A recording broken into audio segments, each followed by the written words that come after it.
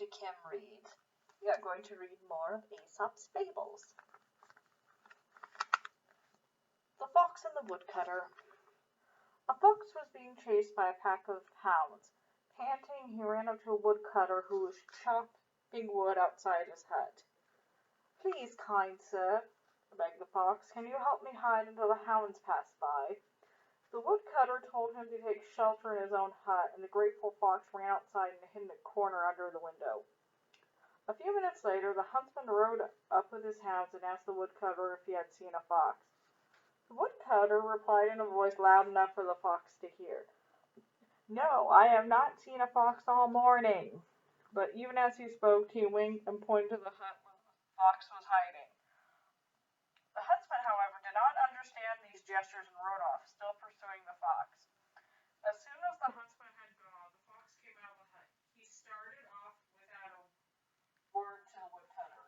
"You ungrateful fellow," the woodcutter called after him. "You owe your life to me, yet you leave without a word of thanks." "I would gladly thank you with all my heart," the fox replied, "if your deed had been as kind as your words. But your hands made a lie out of your speech, so I cannot thank you, for there is much mischief in a wink as in a word." The Shepherd and the Wolf. A shepherd once found a young wolf which had been abandoned by its mother. The shepherd took the wolf home and cared for it. After a while, he began teaching the wolf to steal lambs from laboring flocks. The wolf proved to be such a good pupil that one day he stole a sheep from the shepherd's own flock. The shepherd reproached him bitterly, but the wolf said, "Was it not you that taught me to steal? If you teach evil, you must expect evil." The Dog in the Shadow. A dog with a piece of meat in its mouth was crossing a bridge over a stream. Looking down, the dog saw his own shadow in the water. Thinking the reflection was a bigger dog with a piece of meat twice the size of his own, the greedy dog meant to have that too. Snarling, he opened his mouth to attack the enemy. At the moment, his own meat fell into the stream and floated away. Now the dog realized at last what he had seen was nothing but a shadow. Sadly, he said to himself, "Grasp at the shadow and lose the substance." The Hare and the Frogs. For a long time, the hares believed that every creature of the animal kingdom was their enemy. It's strange. After a while, they became so tired of their many fears and worries that they decided to put an end to themselves and their troubles. They planned to drown themselves in a nearby lake. One day, they gathered sadly at the water's edge. As they were about to throw themselves in the water, the hares noticed that all the frogs who had been lying on the banks of the lake were rushing in a great fright into the deep water for safety. One of the wise old hares called out to his companion, "Stop, let us not be too hasty. Our case is not so desperate at all. See all the poor other creatures more timid than we? It seems there is always someone worse off than ourselves." The Shepherd Boy and the Wolf. Day after day, a shepherd boy tended a flock of sheep in the hills above his village. One day, just to cause some excitement, the shepherd boy ran down from the hill shouting, "Wolf! Wolf!" The townsfolk came running with sticks to chase the wolf away. All they found was the shepherd boy, who laughed at them for their pains. Seeing how well his trick worked, the shepherd boy tried it again the next day. Again he ran down from the hill shouting, "Wolf!" Again the townsfolk ran to his aid in vain. But the day after, it happened that a wolf really did came. The shepherd boy, now truly alarmed, shouted, "Help! Come and help me! The wolf is killing all the sheep!" But this time the townsfolk said, "You won't fool us again with that trick." They paid no attention to his cries, and the wolf destroyed the entire flock. Ugh. When the people saw what had happened to their sheep, they were very angry. "There is no believing a liar," they said, "even when he speaks the truth."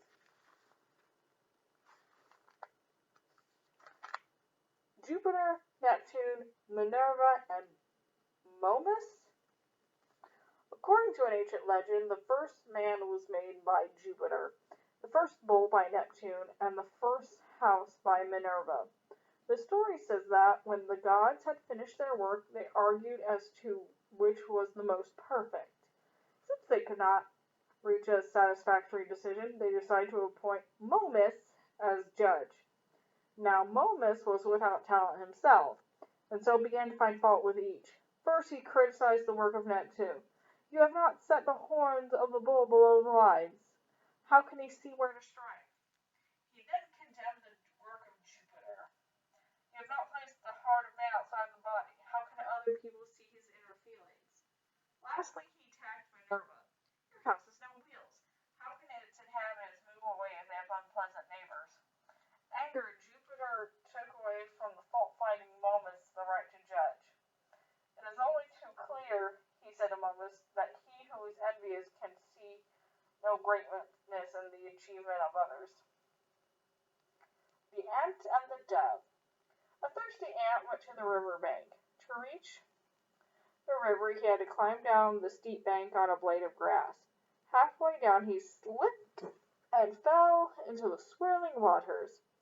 A dove, perched in a nearby tree, saw the ant's desperate plight. Quickly, she plucked a leaf from the tree and dropped it in the river, close to the ant.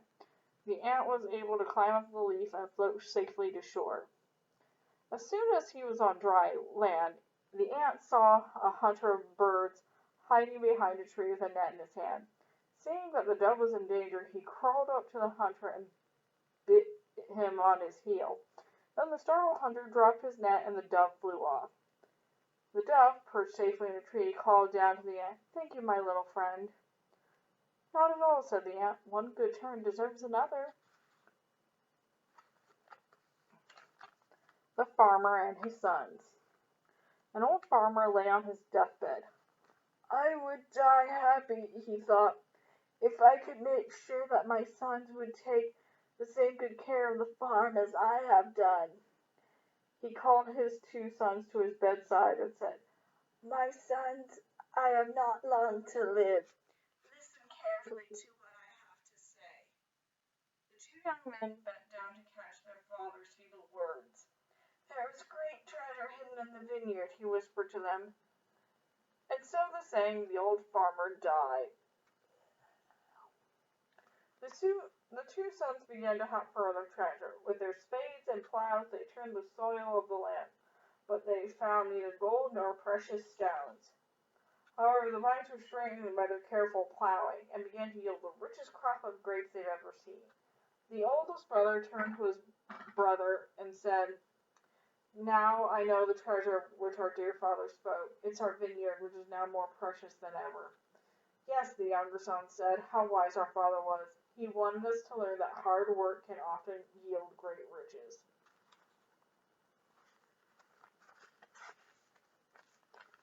The Lark and Her Young Ones.